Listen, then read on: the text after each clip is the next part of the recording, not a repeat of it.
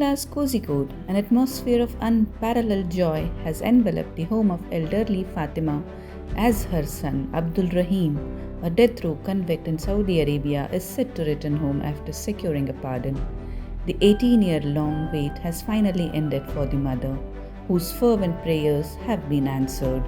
Rahim's impending release was made possible through a massive fund collection drive that raised Rs 34 crore, which was given as blood money on the orders of a Saudi Arabian court.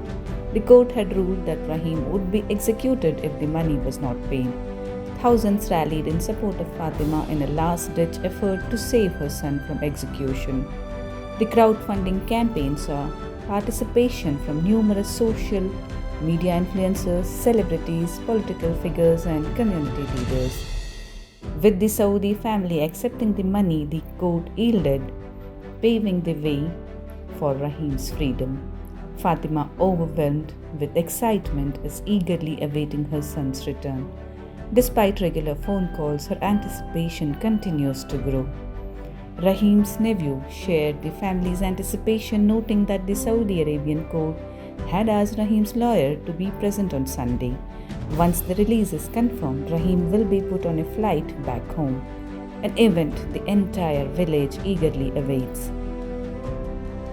Rahim, an auto driver in Kerala, had moved to the Gulf in 2006 in search of better financial prospects.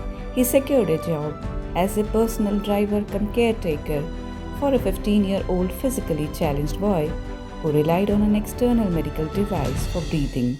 According to Rahim, the boy misbehaved with him one day while he was driving. In an attempt to quieten him, Rahim accidentally touched the external device, leading to its disconnection and the boy's subsequent death.